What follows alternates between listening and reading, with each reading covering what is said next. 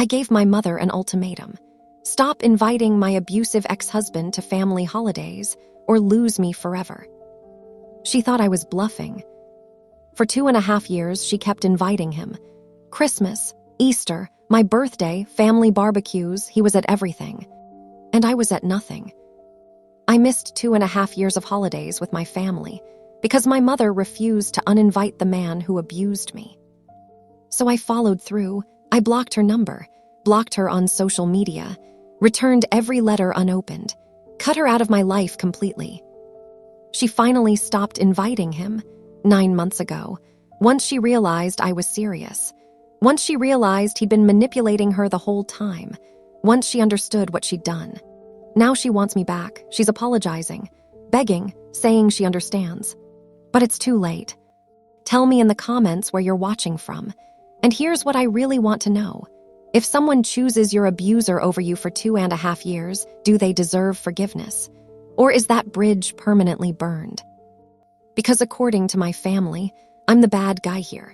But I'm about to tell you why I'll never feel guilty about walking away. My name is Rachel. I'm 34 years old. And until 3 years ago, I was married to a man named Derek. We got married when I was 26. Everyone thought we were the perfect couple. My family loved him, especially my mother. Derek was charming, successful, knew exactly what to say. Around others, he was thoughtful, funny, the ideal son-in-law. Behind closed doors, he was someone else entirely. The abuse started small, criticism disguised as concern. Are you really going to wear that? Maybe you should skip dessert.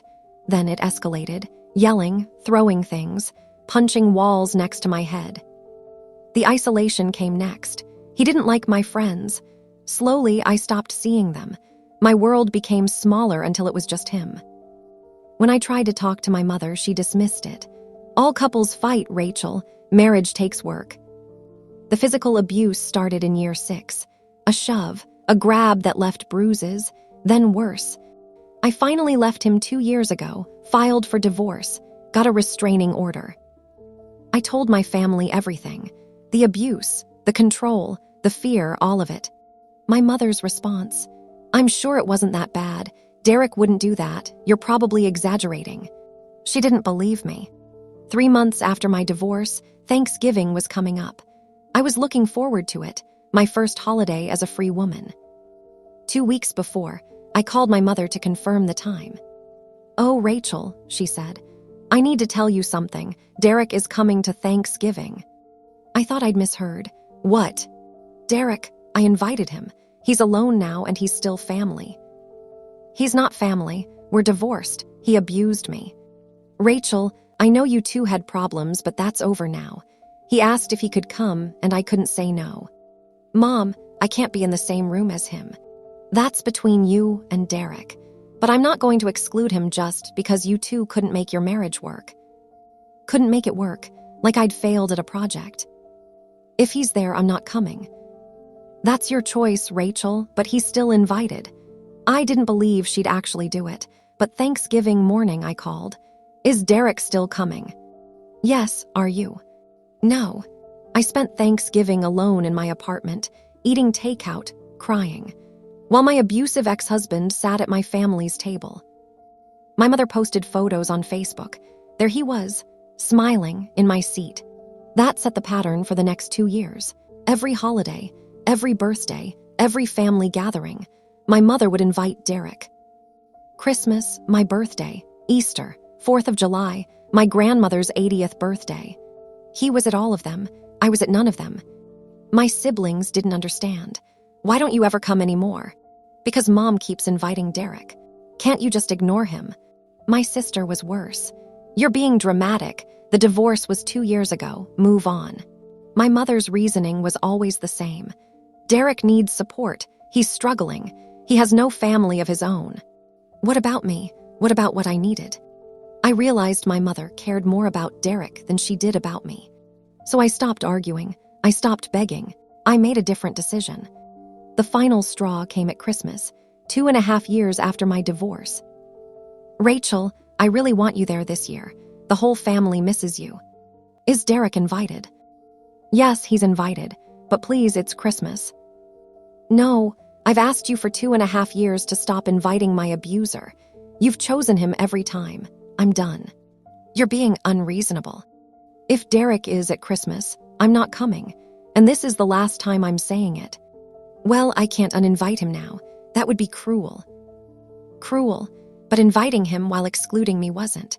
Then this is about you choosing someone who hurt me over your own daughter. Repeatedly. You're the one choosing not to come. No, you're creating a situation where I can't come. What kind of mother does that? The kind who doesn't want to see her family fall apart.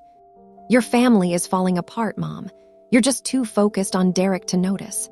I hung up, and I was done. After that call, I sent my mother an email. I laid out everything. I told her she had to choose, her relationship with me or Derek. She couldn't have both. Then I blocked her number, blocked her on social media, set emails to spam. I told my siblings, I'm going no contact with Mom. If you want a relationship with me, great, but don't pass messages. My brother understood. My sister didn't. Christmas came. Derek was there again. This time I wasn't home alone crying. I was with friends, people who actually cared. And I felt free. For months, my mother tried everything. Letters, I returned them unopened. Showed up at my apartment, I didn't answer. Had my sister call. I threatened to go no contact with her too. Around month 3, my brother called. Derek stopped coming to family stuff. Why? He realized he lost access to you. There was no point. He hasn't shown up in months. Derek had been using my family, and my mother had let him. My mother apparently had a breakdown after he left. She finally realized Derek had been manipulating her, that she'd pushed away her own daughter for someone who didn't actually care. She wanted to apologize, to fix things. Too late. 6 months into no contact, my mother sent a letter through my brother. Pages and pages. She apologized, said she understood what Derek had been doing, that she'd been wrong to prioritize him over protecting me. She said she'd been in denial about the abuse, that it was easier to believe I was exaggerating than to accept that she'd welcomed someone who'd hurt me. She said Derek was permanently uninvited, that she'd told him never to contact the family again.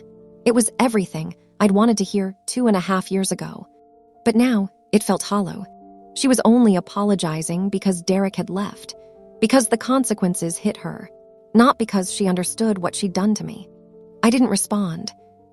My brother said Mom was struggling, depressed, the family was worried. Part of me felt guilty, but I'd spent 2.5 years struggling, and she didn't care then. It's been a year since I went no contact. My mother keeps trying, monthly letters, therapy reports, invitations without Derek. I don't respond. My brother asked, will you ever forgive her? I don't know. For 2.5 years, I begged her to stop inviting my abuser, and she chose him every single time. It took him leaving for her to care. Not my pain, not my absence, his absence. Some say I'm being too hard, that I should forgive her. But she stopped being my mother when she chose my abuser over me, when she made me spend holidays alone rather than tell him he wasn't welcome. Those weren't mistakes, those were choices. My life is peaceful now. I have friends who support me, a therapist, holidays with people who would never invite my abuser. My mother lost her daughter, not because I'm cruel or unforgiving, but because she made it clear I was less important than my abuser. She made her choice. Now she lives with it. Just like I had to live with her choices for 2.5 years. The difference is, I'm free now, I'm healing. And she's left with the consequences. Sometimes the quietest revenge is just walking away and never coming back. So let me know in the comments, would you forgive your mother in this situation? Or is 2.5 years of choosing your abuser over you unforgivable? I really want to hear your thoughts.